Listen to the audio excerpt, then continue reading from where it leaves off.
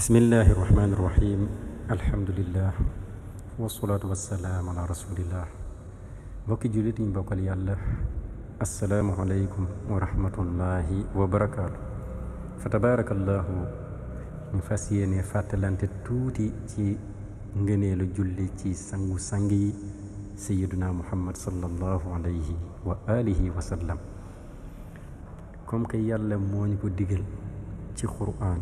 suuratul ahzab aya 156 yàlla ni inna allaha wa malaikata xawma kan waaye yàlla ak i malaakaam yusalluuna ala nabi amul benn minute buy jàll lu dul ñu ngay ñaanal yenente bi ci yàlla mu ngi koy bàkk ci malaaka ya ñu ngi koy ñaanal yaa ayyuha alladina amanu bu fekkee ne yéen ñi wax gëm ngeen yàlla dëgg la ci yéen man yàlla lu ma nekk si laa leen war a gis malaaka yi liñ nekk si laa leen war a gis li ma nekk nag mooy sallu alayhi wa sallimu tasliman julli leen ci sayyiduna muhammad sallallahu alayhi wa sallam ngeen ñaanal ko mucc formule yi nag bëri na mooy salaatu yi bëri na bu ci waaye def na am salaatu rek ak salaamu loolu mooy sart bi noo ko mën a tëggee baax na mais nañ ci dégg salaatu ak salaamu noonu itam ñu ngi gis ci saxiixul muslim yonent bi sallallahu alayhi wa sallam mu ne man salla alayya waahidatan sallallahu alayhi biha ashran ku julli ci man benn yoon yàlla julli ci yow fukki yoon julli yàlla nag xel mënu ko natt benn yàlla rek xel attanu ko xel mënu ko natt waaye nag yàlla nee na danaa defal fukk yoo xamante ne sunu man yàlla subhanahu wa taala yonent bi sallallahu alayhi wa sallam yàlla waxaat na ni yonent bi si boppam wax ci laam ni ne sallu alayya fa innaha zakatun lakum yéen ñi bëgg a baax bëgg a sell day leen di julli ci man dana leen sellal allahu akbar yonent bi sallallahu alayhi wa sallam dafa ni ci benn xadis boo xamante ni dafa musa sujjóot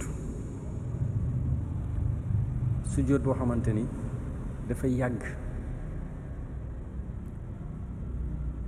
bi mu siggee saxaabi yi bi nekk ak moom nekk ci wetam mu ni ko man de sëñ bi damaa foogoon sa ruux moo dem ndax su jóot bi da nga ci yàgg trop yonent bi sallallahu alayhi wa sallam ni ko déedéet demeewul noonu de dafa fekk ni jibril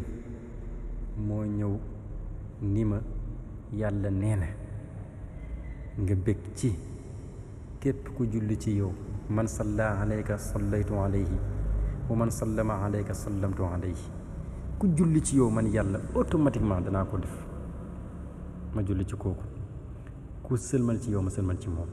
yeneen nee na loolu rëyaay bi mu rëy moo tax man sayyiduna muhammad sallallahu alayhi wa sallam ma xam bii ma yàlla defal jagle la mu sujjóot pour sante ko yàlla subhanahu wa taala fa sajadtu lillahi shukra waaw kay léegi nag kenn du xam lu toll nii wala yëg lu toll nii nga koy def ba mu yàgg nga bàyyi ko ëpp naa def lu baax rëccul rek li nga ko yéex a def waaye bul ko def mukk ci ko suuf ba pare di ko bàyyi waat moo tax moom sayyiduna muhammad sallallahu alayhi wa sallam mu ni li ngeen di defal yàlla li ci gën nit mooy loo xamante ni dafa sax donte lu néew la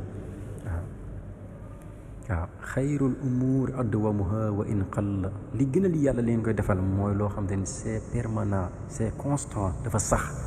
donte lu néew la donte yow lu ngay def sax bëriwul mais nañ ko respecté rek chaque jour nga koy def te yaakaar naa ni képp koo xamante ni jullit nga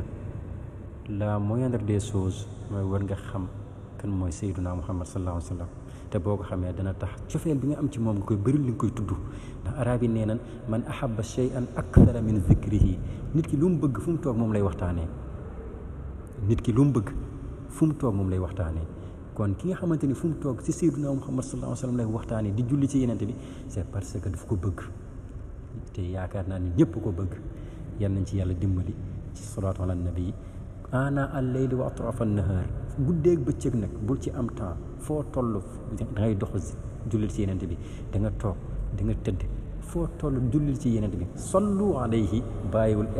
état bu mën a nekkee jullil ba mu des état sobe te loolu yaakaar naa ñëpp xam nañ ko ndax baatu sallu bi fi mu ñëwee mooy yàlla nee na xaaruma la si temps xaaruma la si place notion du temps et d'espace lijjantiwuma ko foo toll di tudd yeneen bi sallallahu alayhi wa sallam ba mu des bërëbu sobe allahumma salli ala muhammad wa ala ali muhammad kama sallayta ala ibrahim wa ala ali ibrahim innaka hamidun majid allahumma barik ala muhammad wa ala ali muhammad kama barakta ala ibrahim wa ala ali ibrahim innaka hamidun majid wa salli allahumma ala sayyidina muhammad wa ala alihi wa sahbihi wa sallam wassalaamu alaykum wa rahmatullahi wa barakatuh